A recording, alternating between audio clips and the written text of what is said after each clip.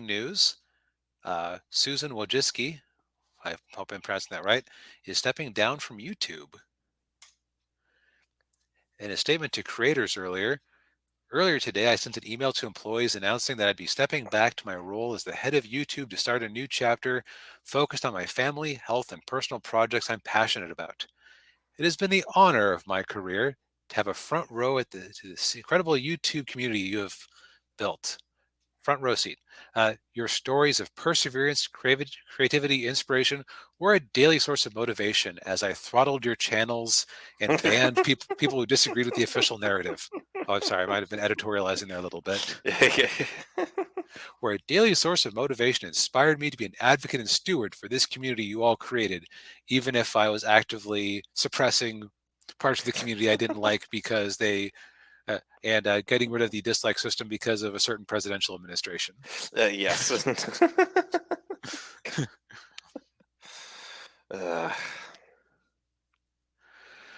So, yeah, the current head of YouTube is stepping down.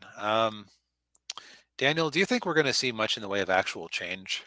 I would say no. Especially because it looks like it's a totally internal promotion. Yeah, Longtime Chief Product Officer officer. Neil Mohan.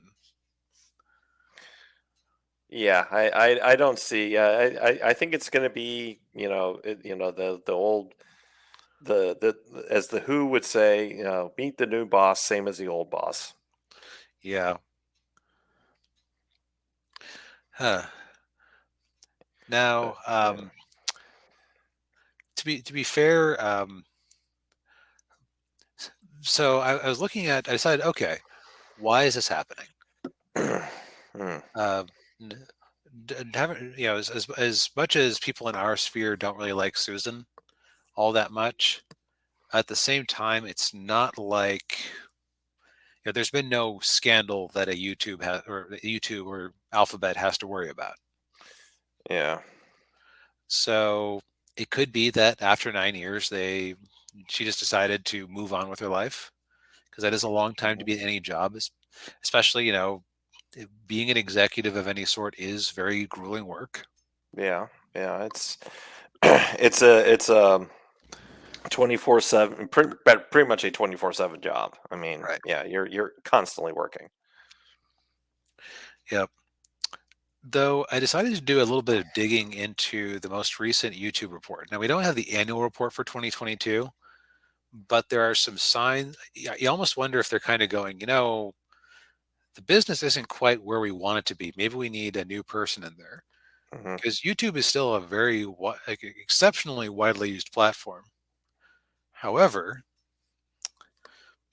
you or Google as a whole, or I should say technically Alphabet as a whole, Hmm. has been having a little bit of trouble. So, now not like state of the business is in shambles. The fire sale starts next week. Trouble. Yeah. Like they're still making the net income for last year was for 2022 was still uh, 60 billion, but Mm, that compares to 76 billion in 2021. yes. So that's a decline. And well, what happened with these? By the way, this is profit, not income, because the income actually went up a bit, but profit went down, which isn't a good sign, really, Yeah. Yeah. because it means that you're working harder and getting less, or getting to keep less of it. Yes. Yeah, which yeah, is usually, yeah, like you said, not a good sign if you're a business. Yeah. Yep.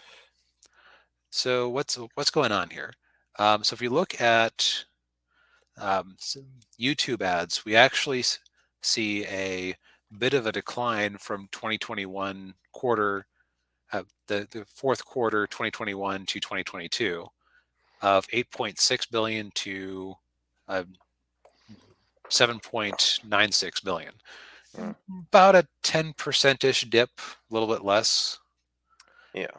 And this is reported. Like, I don't know about you, but I've heard a lot of YouTubers say, yeah, this year that you usually get a bump in ad rates around Christmas time. That didn't happen this year. Uh, huh. So Yeah. that's not good. Yeah, that's like that's like not the company's not having holiday parties. Yes, that's Yeah. exactly. Um, Now, it's also interesting is that there are some things here that you would expect to be profitable that actually weren't. Like Google's cloud services, which is a competitor to Amazon AWS and Microsoft Azure, actually Mhm. net loss. Now it's less of a net loss than the previous year, but that's yeah, it's like one of those future moonshot businesses, right? That's the cloud is supposed to be a huge source of income. Yeah. Yeah. As I recall, Discord runs on Google Cloud because every time they have an outage, Discord goes down.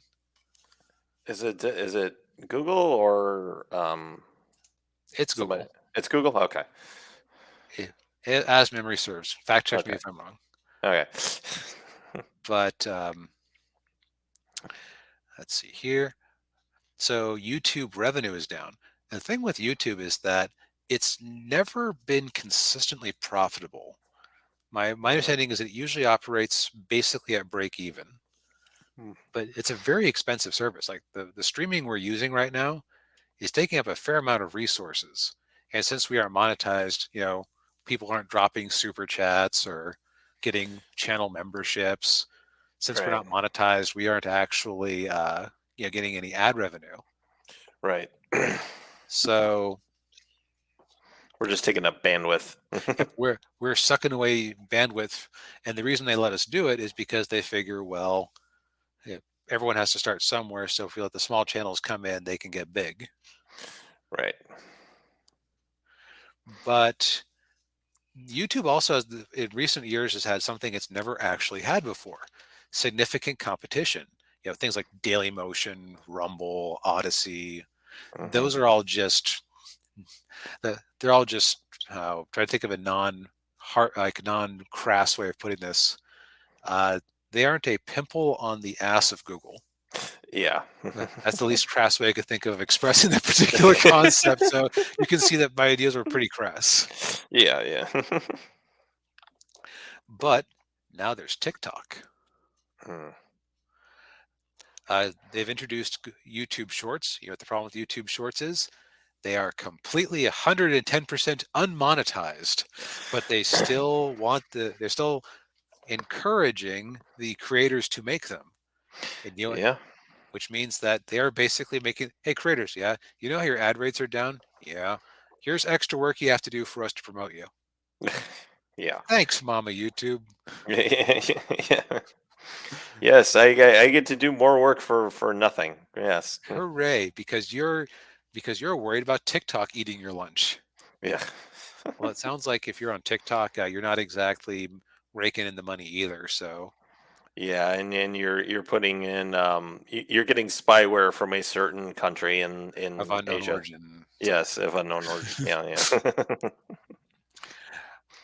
The other thing that's kind of interesting when you think about it is I have to wonder how much the rise of some of these ad-supported tiers of different services could be impacting them. Now, mind you, Hmm. like Paramount Plus, Peacock, Netflix, well, not Netflix-ish, Hmm. Twitch. Well, I'll leave Twitch out of it because they're mostly super chats or whatever they call it over there. Yeah, yeah. Uh, but you kind of go down the list, and you have these ad-supported things like Tubi, the ad-supported tiers of Paramount Plus. I've never had a Paramount Plus show I've watched where they didn't have an ad to fill in the space. Yeah. So it seems like around the same time that these ad rates are going down, all of these streaming services that are losing money hand over fist are going, hey, advertisers. Yeah. Uh, Yes, yes. Give us money. uh, We'll play your ads here. Yeah. yes, please, please. Don't put yourself in some sort of dangerous extremist YouTube video. Put yourself in a nice, safe episode of Tulsa King. Yes. It's got Sylvester Stallone. Yeah, yeah, yeah. Put yourself in on well Peacock. Yeah, here get yourself in an episode of Yellowstone. Yep. People like Yellowstone, Mhm. Yeah, but yeah, I think that so that isn't helping the ad rates. I wouldn't think. no, So though, okay. So I don't know that I say all this, but thinking it through, I don't think they would have hired internally if it was really the ship is on fire. We're about to crash into the iceberg situation. right, yeah, yeah. This is it's not great, but could be worse. Yeah, S- So I do wonder if I could see a couple things happening here. This could be a transitional thing where they bring in somebody who knows the business while they're looking for somebody to come in and try and actually make it profitable. yeah, Where I think yeah, YouTube is running into the problem of it's hard to go from not charging something for something to charging for something. yeah.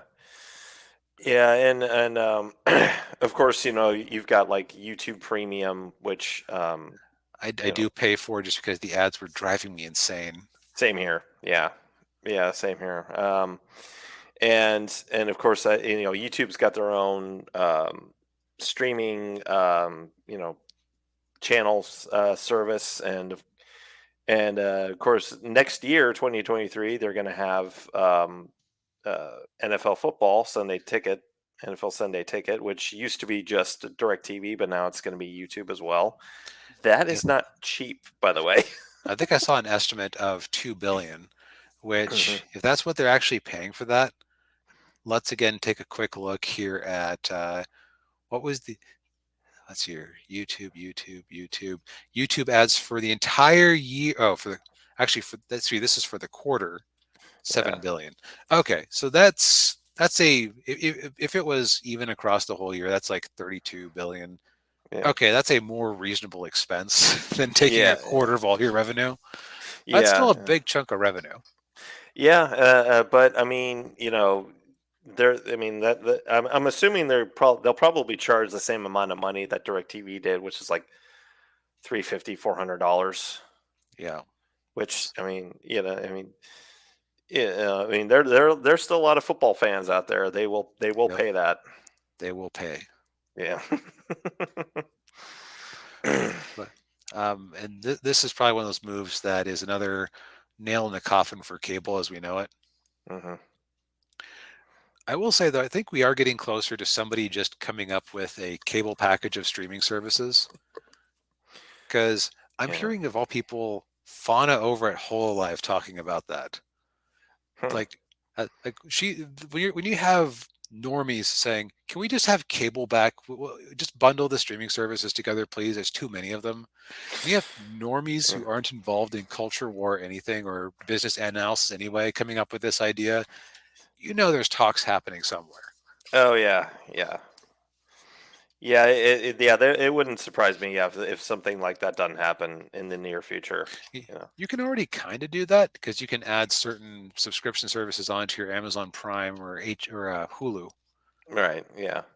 Like And yeah. there have been some shows I've looked for up on Hulu, and it's like, oh yeah, we totally have that if you buy the HBO Max subscription add-on. Hmm.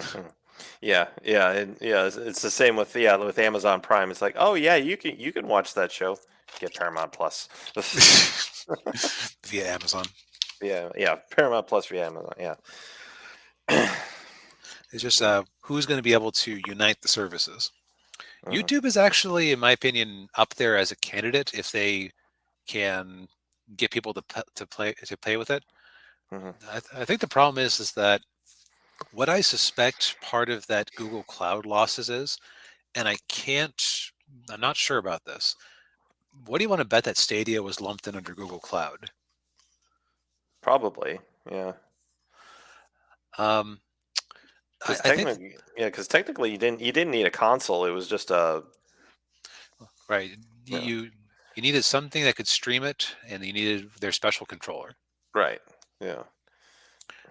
Um, I can see that either being in Google Cloud or other bets.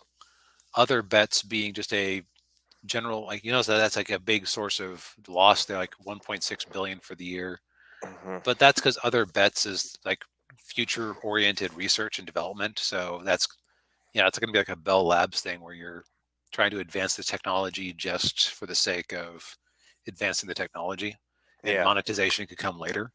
Mm.